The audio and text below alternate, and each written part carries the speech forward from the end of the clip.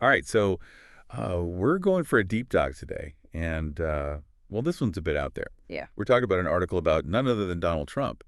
And, well, he's suggesting that Wayne Gretzky, Oh, wow. yeah, Wayne Gretzky should run for Canadian leadership.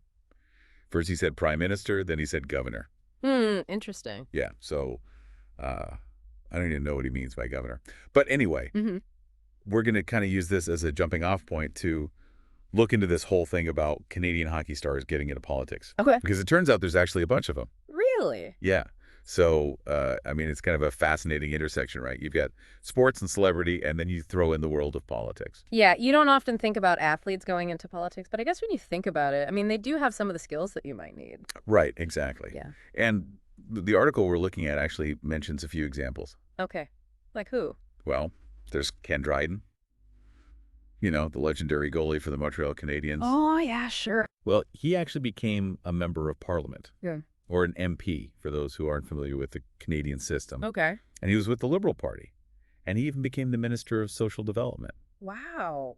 That's quite a jump, going from stopping pucks to, shaping social policy. Yeah, it is. Yeah. But his story is actually really interesting. I mean, he was able to bring a totally different perspective to Parliament. Yeah, I bet. Like, what kind of perspective? Well, you know, he was all about teamwork and leadership, and he knew how to deal with pressure, you know, all those things you learn in sports. Makes sense. And he was also really well respected. He was known for being intelligent and thoughtful. So it just goes to show that, you know, just because you're good at athletics doesn't mean you can't be good at politics too. Right. So it can be done. Yeah. But then you have someone like Jean Béliveau, another Canadian's icon. And he actually turned down a Senate appointment. Really? And he also said no to the Governor General role, which is basically like being the Queen's representative in Canada. Wow. I mean, why would someone say no to that? Yeah, it's kind of surprising, right? Yeah. But I guess it just shows that everyone's got different motivations and priorities. Right. Like, not everyone wants to be in the spotlight all the time or deal with the pressure of public office, even if it comes with a lot of prestige. Right.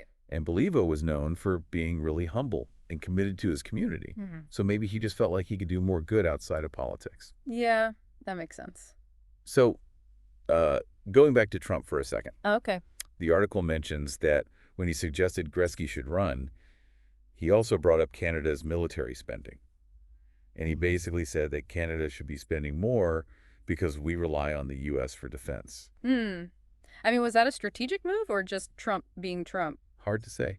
Uh, But it definitely highlights this complex relationship between Canada and the U.S., especially when it comes to defense. yeah, it's a really sensitive topic. For sure. It always sparks debate Yeah. on both sides of the border. Yeah. But just to be clear, Wayne Gretzky himself hasn't shown any interest in getting into politics, really. That's right. Even though he and his family are pretty close with the Trumps, Janet Gretzky actually shared Trump's post about Wayne running for office. Wow. But yeah, it seems like he's happy just being a hockey legend. Which brings us back to that big question. Yeah. Could someone like Gretzky with no political experience actually make it in that world? Well, it's a really interesting question. Some people think that athletes, especially someone like Gretzky, who was at the top of his game, they develop all these valuable skills like leadership and discipline, Yeah. and they know how to perform under pressure, which could be really helpful in politics. Right. But what about the other side of the argument? Well, some people are skeptical. They say that politics is just so different from sports. Like, you need to understand all these complex issues, and you have to be able to deal with bureaucracy, Yeah. and you have to be willing to compromise, which aren't really things you learn on the ice. So there are valid points on both sides. Exactly. But the article does mention a few other Canadian hockey players who actually did make it in politics. Like who? Well, there's Frank Mahovlich. He played for the Toronto Maple Leafs, Oh, yeah. and he was appointed to the Senate, which is a pretty influential position in Canadian politics. So even if you don't get elected, you can still find a way into the political game. Exactly.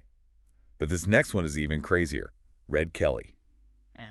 also played for the Toronto Maple Leafs. He was actually a Liberal MP while he was still playing hockey. No way. How is that even possible? I know, right? Yeah. And get this. He won the Stanley Cup twice while he was serving in Parliament. Wow, he must have been super organized. Yeah, he was known for his incredible work ethic and dedication. Apparently, he had this really strict schedule that allowed him to do both. He was constantly flying back and forth between games in Parliament. That's wild. And there was even this one time where he missed a crucial playoff game because he had to be in Parliament for a vote. Oh, wow. Yeah, some fans were really upset about it. But it just shows how committed he was to public service. Yeah. I mean, it makes you wonder, though, could being in Parliament have affected his performance on the ice? Or vice versa? Yeah. It's a good question. Both of those roles are so demanding and stressful. It must have been incredibly difficult to balance. Yeah. But he somehow made it work. So it's definitely possible, even if it's super rare. So after all this, Yeah. it's pretty clear that Canadian hockey and politics have crossed paths way more than we might think. Yeah. And going back to what you said earlier about Trump's comments on Canada's military spending, Right. it really just emphasizes how complicated the relationship between our two countries is. For sure. Definitely something to keep in mind. Absolutely. And hey, maybe the next time you're watching a hockey game, you might spot a future politician out there on the ice. Yeah, you never know.